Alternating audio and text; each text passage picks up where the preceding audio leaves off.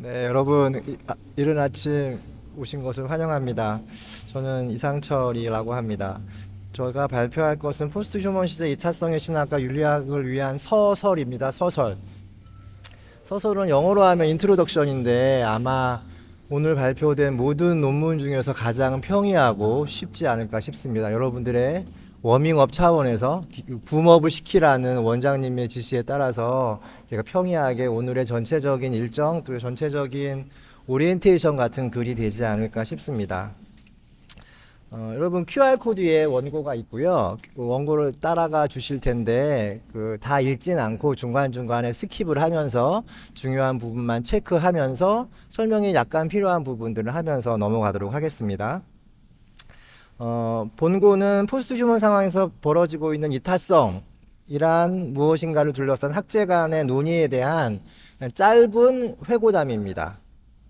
신학 외부에서 이루어지고 있는 이타성에 대한 비평을 도모하기보다는 신학 내부, 특별히 에큐메니칼 운동, 에큐메니칼 신학의 관점에서 바라본 종교와 과학의 대학을 어떻게 해야 될 것인가에 대한 것들에 대해서 전반부에 얘기하게 될 것입니다. 후반부에서는 포스트 휴먼 시대 이타성을 둘러싼 윤리적인 논의들, 굉장히 윤리학에서 타자성이라는 부분이 굉장히 많이 부각되고 있는데 종교와 과학 중에서 우리가 이타성의 의미를 어떻게 조명할 수 있을까에 대한 이야기입니다. 크게 두 가지 얘기가 진행된다고 볼 수 있습니다. 챕터 2는 과학이 종교의 말을 건넬 때라는 내용입니다. 종교와 과학 대화 중에서 우리가 유심히 봐야 될 신학적인 관전 포인트가 뭘까라는 것에 대한 이야기입니다. 그 부분을 조금 읽으면서 여러분 읽을 테니까 원고를 좀 따라와 주시면 좋겠습니다. 과학이 종교의 말을 건넬 때 종교와 과학 사이 학제 간 대화는 어느 정도 상식이 되어 가고 있지만 방식과 태도에 있어서는 모호하고 정해진 바가 없다. 그 이유는 이성과 논리를 통해 자연 세계를 탐구하는 과학과 초자연적인 전지전능한 존재를 믿으며 전혀 과학적이지 않은 신앙의 도구마를 받아들이는 종교 사이에는 건널 수 없는 강이 존재하기 때문이다. 이것이 이제 종교와 과학의 어떤 숙명적인 비극이라고 할 수 있을 것 같아요. 하지만 이런 비극이, 이런 한계와 위험이 역설적으로 종교와 과학 사이를 대화를 요청하게 되는 이유이고 양자의 대화를 통해 서로의 지혜를 빌려야 하는 까닭이 된다. 이 경우 대화의 전제는 상호 개방과 신뢰이다. 필자가 오랜 기간은 아니지만 짧은 기간 동안 종교와 과학 대화를 통해 거듭하면서 이렇게 상상할 수 있는 신학적인 파트너는 뭐냐 하면은 양자 간 공통의 대화 분모에 대해 명확하게 인지할 수 있었던 거는 바로 생명에 대한 논의에 대한 것입니다. 과학도 생명에 대해서, 신학도 생명에 대해서 어떤 교집합이 있다라는 거죠. 생명을 최대 공약수로 해서 종교와 과학이 얘기할 수 있는 빌미가 될 수 있겠다라는 생각에 이르렀습니다. 알려진 바와 같이 최근 과학이 밝혀낸 생명의 신비에 대한 성과는 눈이 부십니다. 종교 역시 수천 년 동안 생명에 대한 놀라운 성찰과 심오한 진리를 쌓아왔습니다.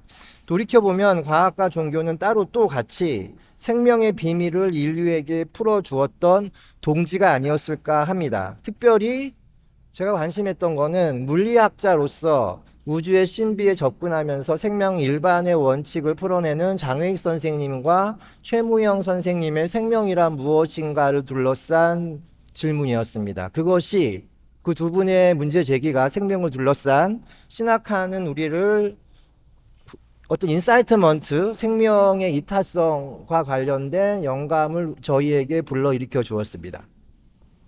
장외익은 분리주의와 환원주의에 입각해 생명을 기계론과 생기론으로 나누는 전통적인 생물학의 반기를 듭니다. 뿌리 깊은 동일자 중심의 서구적 사고가 유기체적으로 인식되어야 할 과학과 종교 간 대화를 가로막고 있고 그것이 생명과 우주에 대한 올바른 접근을 방해하는 요소로 작동한다고 장외익 교수는 비판하면서 유명한 온생명론에 대한 주장을 합니다.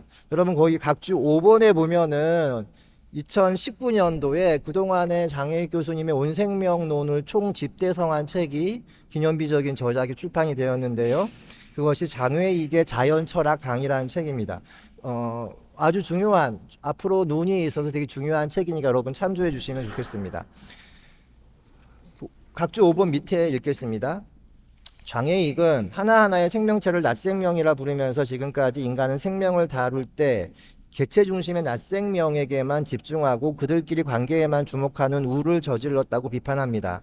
온생명론은 보다 근원적인 관계망이라 할 수 있습니다. 이 장애익의 온생명론은 당연히 인간과 세계를 유기체적인 관점으로 바라보게 합니다. 이러한 토대 위에서 장애익은 각주 6번입니다, 여러분. 자연과 인간은 대립되는 대립이 아니라 이들이 합쳐 비로소 생명이 이루어지는 온생명의 한 부분임을 강조합니다. 온생명은 40억 년 전에 태양, 지구계를 바탕으로 태어나 수많은 우여곡절을 겪으며 성장해온 우주사적 사건이라고 할 수 있습니다. 하지만 지난 19세기, 20세기의 인간의 역사가 이를 역행하면서 온생명의 질서를 거슬렀고 그로 인해 지구온난화와 생물의 멸종 같은 병리적 증상이 등장했다고 장외익은 비판합니다. 장외익의 제자이기도 하고 동료이기도 한 최무영 선생님은 생명이란 무엇인가에 대해서 5가지 중요한 특징에 대해서 설명합니다. 각주 8번을 여러분 나중에 참조해 주시면 감사하겠습니다. 최 교수가 생명 형상을 정보의 의미와 지평의 확장으로 이해한다는 점이 특별한 분석인데요. 최무영 교수에 의하면 생명은 궁극적 실제가 다양한 형태로 존재하는 복잡계 속에 존재하며 그것은 개체들 간의 협동 현상에 의해 떠오름의 결과다라는 독특한 이야기를 펼치십니다. 그는 진화를 억겁의 시간 속에서 환경과 정보의 교류를 통해 변이와 선택이 일어나는 것으로 설명한 후에 단일성에서 현재와 같은 다양성으로 발전하는 것이 놀라운 사실임을 강조합니다. 저는 장외익과 최무영 교수님의 발언을 들으면서 다윈의 종회기원 마지막 문단이 떠올랐습니다. 다윈의 종회기원 마지막 문장에는 생명 형상의 핵심적 메시지가 달려 있습니다. 한번 읽어보겠습니다. 처음에 몇몇 또는 하나의 형태로 숨결이 불어넣어진 생명이 불변의 중력 법칙에 따라 이행성이 회전하는 동안 여러 가지 힘을 통해 그토록 단순한 시작에서부터 가장 아름답고 경이로우며 한계가 없는 형태로 전개되어 왔고 지금도 전개되고 있다는 생명에 대한 이런 시각에는 장엄함이 깃들고 있다. 아주 단순했던 최초의 생명에 여러 가지 정보가 억겁의 시간이 흐르는 동안 투입되면서 생명은 한계가 없고 아름답고 경이로운 형태로 변해왔고 지금도 변화하고 있다는 이 다윈의 생명의 진화에 대한 결론을 보면서 종회기원의 마지막이 저는 어떠한 신앙 고백보다도 숭고하고 경이롭게 다가왔습니다. 왜냐하면 생명에 투입된 여러 가지 정보에는 유전자의 힘도 물론 포함되어 있겠으나 그것만으로 설명이 안 되는 요소들이 있기 때문입니다. 그것이 생명에 대해 대답할 수 있는 신학적, 인문학적 논의의 시작점이 아닐까 싶습니다. 결론적으로 생명이란 하나하나의 낫생명 형태로 존재하는 것이 아니라 거대하게 묶여진 온생명으로 존재합니다. 개인들끼리의 갈등과 투쟁, 최종적인 승리를 향해 달려가는 근대적인 변주법적 논리가 아니라 전체적인 상생과 울림과 조화가 궁극적 생명의 원리입니다. 생명을 이렇게 이해하게 되면 어떤 자세로 살아야 하는가라는 물음 앞에서 우리는 이전과는 다른 삶에 대한 태도를 요구받게 됩니다. 낫생명인 나만을 생각하는 것이 아니라 온생명인 나와 대면한 후에 전체 생명을 의식하는 이타성의 주체로 거듭나야 작금의 문명의 위기를 돌파할 수 있습니다. 이것이 바로 과학이 종교를 향해 던질 수 있는 물음이자 제안입니다. 그렇다면 과학이 이렇게 우리에게 물어온다면 신학하는 우리는 이것에 대해서 어떠한 의견과 답변을 내놓아야 될까가 이제 우리에게 공이 넘어온 셈입니다. 챕터 3은 이 과학의 물음에 대한 신학의 답변입니다. 과학과 대화하는 신학, 에큐메니칼 신학의 관점에서입니다. 두 단락을 건너 뛰시면 여러분, 근대가 도래하기 전까지 종교와 과학은 그렇게 갈등적이지 않았습니다. 왜냐하면은 숨이 일관한 어떠한 총체성이 종교와 과학을 하나로 묶어주었죠. 그것이 종교라고 할 수 있을 것 같습니다. 하지만 근대 이후로 그 원한적인 완결성이 깨진 거죠. 근대의 발전으로 인해 벌어지기 시작한 종교와 과학의 간극은 최근에 이르러 과학계에서는 리처드 도킨스로 상징되는 과학적 무실론으로 정점을 찍은 듯하고 종교계에서는 창조와 과학과 지적 설계론이 신학의 영토를 고수하면서 과학과 비탑하는 위치에 있습니다.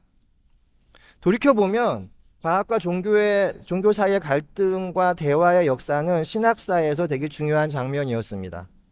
지금만 이렇게 갈등이 있었던 것이 아니라 신학사에서 종교와 과학의 대화는 신학사의 굉장히 중요한 히스토리였다라는 거죠.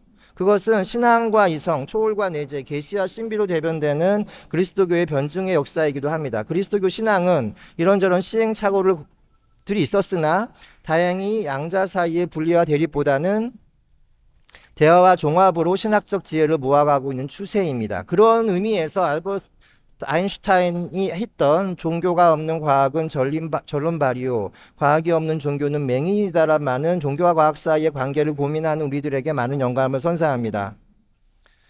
이 말은 달리 표현하면 신학이 없는 과학은 위험하고 과학이 없는 신앙은 맹목이라는 의미일 것입니다. 나는 아인슈타인의 말을 접하고 에큐메니칼 신학 운동에서 에큐메니칼 신학의 역사에서 종교와 과학 간의 대화가 떠올랐습니다. 에큐메니칼 신학에 대한 내용은 여러분 발제문을 참조하십시오.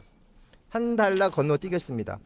에큐메니칼 신학에서 가장 중요하게 부각되는 것은 대화입니다. 중요한 것은 에큐메니칼 역사에서 진행되어 왔던 대화의 특징을 파악하는 것인데 그것은 한마디로 대화의 결과보다 대화 자체의 중요성을 천명했다는 사실입니다. 대화의 목적을 흔히 서로 다른 의견을 가진 사람들끼리 만나 어떤 합의와 극적인 타결을 모색하는 것이라고 할 수 있겠는데 에큐메니칼 대화 운동은 그것에 방점이 있지 않습니다. 대화 자체가 에큐메니칼 신학 운동의 근거이자 수단이고 대화 자체가 에큐메니칼 운동의 목적입니다.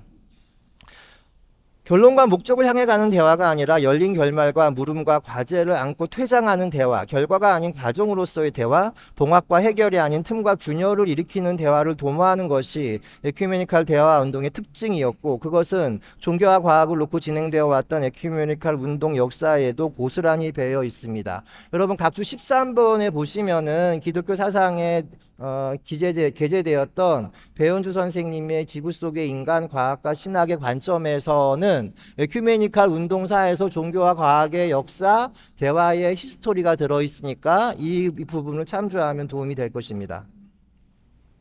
근데 이 대목에서 여러분 오해의 소지가 있을 수 있습니다. 그냥 좋은 게 좋은 거지 식의 밋밋하고 납작한 대화가 에큐메니칼 운동의 정신이라는 곡해가 그것입니다. 무엇보다 중요한 에큐메니칼 대화의 기본은 각각의 입장과 언어, 본인의 역사와 서사를 가진 사람들이 대화의 공간으로 모여든다는 것입니다. 그러므로 에큐메니칼 운동의 신뢰로서 종교와 과학 대화에 참여하고자 한다면 다음과 같은 사실을 유념해야 합니다. 종교인들은 본인의 입장에서 신과 자연에 대한 언어와 사유, 마찬가지로 과학자는 자신들의 개념과 생각을 정착한 채로 대화의 테이블로 나와야 합니다. 왜냐하면 에큐메니칼 대화의 가장 중요한 원칙은 각각이 충만한 서사들에 대한 경청이 있기 때문입니다. 나의 입장에 대한 상대방의 약점과 한계를 지적하는 것이 아니라 각각의 근본적 사유를 존중하고 배려할 때 우리의 신과 인간과 자연에 대한 대화가 깊어지고 풍부해질 것입니다.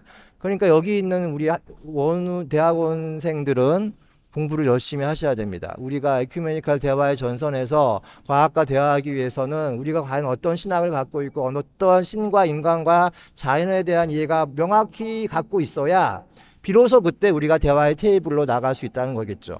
이러한 사실을 믿는다면 창조과학같이 종교를 위해 과학을 변증의 도구로 사용하는 일이 얼마나 어리석으며 과학적 무신론이 종교를 비판의 대상으로 상정하는 일이 얼마나 비극적인 것인지, 그리고 유신진화론을 주장하는 신학자를 신학적으로 정죄하는 것이 우리의 신학을 얼마나 협소하고 궁색하게 만드는 것인지를 깨닫게 됩니다. 얼마 전에 서울신대 사태가 우리 신학의 빈곤함을 드러내는 극명한 사건이었죠. 지금까지 필자는 에큐메니칼 신학의 관점에서 종교와 과학의 대화에 임하는 자세에 대해 언급하였습니다. 다음 장에서는 종교와 과학을 바라보는 윤리적 입장, 특별히 포스트 휴먼 시대들마다 유념해야 할 기독교 윤리적 관점에 대해서 살펴보기로 하겠습니다. 여러분 지금 흐름을 이해하시겠죠? 종교와 과학 간의 대화에서 신학적인 관전 포인트가 뭐냐, 그리고 에큐메니칼 운동의 차원에서 신학과 종교 간의 대화를 해야 하는 신학적인 애티튜드가 뭐냐라는 것에 대해서 지금 얘기를 했습니다. 그렇다면 저는 윤리학자인데요. 윤리적으로 어떻게 포스트 휴먼 시대의 이타성 논의를 따라갈 수 있을까에 대해서 넘어가도록 하겠습니다. 포스트 휴머니즘에 대한 유토피아적인 혹은 디스토피아적인 전망이 복잡하게 얽혀 전개되고 있습니다. 인간의 미래는 포스트 휴머니즘의 기획 아래에서 새롭게 전개되고 있고, 인공지능, 게놈 프로젝트 등 SF에 등장했던 소재들은 서서히 현실의 질서로 빠르게 자리 잡아가고 있습니다. 포스트 휴먼 세상이 유토피아가 될지 아니면 디스토피아가 될지에 관해서는 의견이 분분하지만, 분명한 것은 그 과정에서 많은 사람들이 제외되거나 도태되어 고통의 한복판으로 몰릴 것이고, 그 파장이 종종보다 더 광범위하고 상흔 동안 깊을 것이라는 파국에 대한 전망은 그것의 진위 여부를 따라 이미 번져버린 포스트 휴먼 묵시록이 되었습니다. 두 달러 건너뛰겠습니다. 포스트 휴먼에 대한 장밋빛 전망보다는 윤리학을 하는 저는 굉장히 의심 섞인 시선으로 삐딱하게 이 사태를 지켜보고 있습니다. 왜냐하면 사이보그는 누구를 위한 존재이고 포스트 휴먼의 논의는 누구에 의해 진행되고 있는가? 혹 그 분야에 종사하는 과학자, 사업가, 정책 입안자들을 위한 포스트 휴먼은 아닌가? 사이보그에 관심을 갖고 그 개발에 대한 이슈를 계속 유지하면서 막대한 이익을 챙기는 사람들 말입니다. 현재의 포스트 휴먼 논의는 기술의 유토피아적인 전망만을 근거로 움직이고 있는 측면이 강하다. 나는 이것이 포스트 휴먼에 대한 정확한 논의를 어렵게 만드는 요인이라는 느낌을 지울 수가 없습니다. 역사에서 현재 시대가 아닌 미래의 방점을 찍고 앞만 보고 그것을 향해 달려갔던 사람들이 지녔던 공통점은 지금 이 땅에서 벌어지고 있는 아픔과 고통에 대한 무관심과 외면이었습니다. 이것은 미셸 푸코가 지녔던 문제의식과 겹칩니다. 푸코는 역사의 발전 과정에서 지식 권력, 국가 권력, 제도 권력, 종교 권력에서 도태되고 지어진 존재들에 주목하였고, 권력에 의해 가려지고 잊혀지고 제거된 자들을 타자라고 칭하면서 타자의 윤리학을 전개하였습니다. 윤리가 무엇인가라는 질문에 대한 여러 가지 답변이 있을 수 있겠으나, 현실에 존재하는 생명에 들리지 않는 목소리와 지어진 흔적에 주목하는 것이 윤리의 첫 발주기라고 한다면, 포스트 휴먼 시대 속 윤리는 요란한 포스트 휴먼 담론과 기술 담론 속에 가려진 목소리들과 사연으로 눈길을 돌려야 함은 마땅합니다. 기독교 윤리는 당대에 존재하는 타자의 고통에 주목합니다. 보네퍼는 예수를 타자를 위한 존재로 정의하였고, 예수 그리스도를 구주로 고백하는 공동체인 교회는 타자를 위해 현존할 때 교회가 된다고 피력한 바 있습니다. 법과 제도와 권력과 종교로부터 지워진 타자와 함께 그들의 곁을 지켰던 예수의 삶을 기억하면서 따르는 것이 기독교 윤리의 핵심입니다. 보네퍼의 외침은 포스트 휴먼 시대를 살아가는 현대인들에게 영감을 선사합니다. 포스트 휴먼 시대에도 타자들은 존재하고 그들이 마주하는 고통의 양상은 이전의 그것과 크게 다르지 않기 때문에 그렇습니다. 한 달러 건너뛰겠습니다. 나의 관심사는 이러한 상황 속에서 예측 가능한 종교와 윤리의 미래입니다. 죽음을 통제하고 관리할 수 있게 된 시대에서 종교란 무엇인가? 인간이 내부를 부속품으로 대체할 수 있게 된 기계 인간에게 필요한 윤리는 무엇인가? 과연 그날에도 우리는 교회에서 모여 예배를 드리고 우리가 믿는 신을 향해 고백을 하고 기도를 할 수 있을까? 이것이 포스트 휴먼 시대를 맞이하는 종교적 윤리적 위기의식이라고 할 수 있을 텐데, 아직까지 솔직히 이 물음에 대해서 그 누구도 자신있게 답을 못합니다. 에필로그 읽고 마치겠습니다. 에필로그 포스트 휴먼 시대 신학의 자리. 기존의 신학이 신에 대한 담론이었다면 포스트 휴먼 시대 신학은 신학을 말하는 인간이 누구인지에 대해 우선 묻습니다. 그러면서 비인간 존재, 자연, 사물로까지 논의를 확대해 나갑니다. 왜냐하면 종전의 정태적 인간학으로는 현재의 복잡다단한 인간 현상을 해결할 수 없기 때문입니다. 이런 이유로 포스트 휴먼 시대 신학은 가슴이 쫄리네요. 너무나 타자를 배려하지 않은 이 세팅입니다. 지금 이것이 이타성으로 나가는 운동으로 전환됩니다. 그런데 곰곰이 회상해 보면 신학의 역사는 늘 그랬습니다. 일부 주류 상층부의 신학은 체제를 위한 종교적 이데올로기의 역할을 수행했으나 큰 틀의 역사와 지형에서 보면 경계와 범위, 권력과 기득권, 도구마와 전통을 넘어서려 했던 신학운동이 꾸준히 이어져 왔고, 그것은 항상 타자적인 것을 지향하면서 이타성을 추구하는 방향으로 나갔습니다. 이것이 종교의 기본이고 원리입니다. 포스트 슈먼 시대에도 신학은 마찬가지입니다. 과학을 포함한 다양하고 다층적인 입장과 언어들을 수용하는 신학이 되어야 함은 당연합니다. 그 과정에서 신학은 다종의 인간들의 가치가 과학에 충돌되지도 그렇다고 왜곡되거나 축소되지 않도록 작동되어야 합니다. 그러기 위해서 타자의 타자다움을 인정하고 차이가 차별의 계기가 되지 않도록 하는 예민한 신앙적 성찰이 필요합니다. 한 달러 건너뛰겠습니다. 결론적으로 포스트 슈먼 시대에서 인간이란 무엇인가라는 질문은 여전히 유효합니다. 물론 여기서 말하는 인간성이란 타자적인 것을 향한 관심과 배려, 나아가 이타적 행위를 전제로 함은 물론입니다. 우리가 알고 있는 신학은 타자를 위한 신학이고 타자와의 관계를 모색하는 신학입니다. 종교와 과학의 대화를 통해서 타자성을 둘러싼 논의의 폭이 확대되기를 기대합니다. 경청해 주셔서 감사합니다.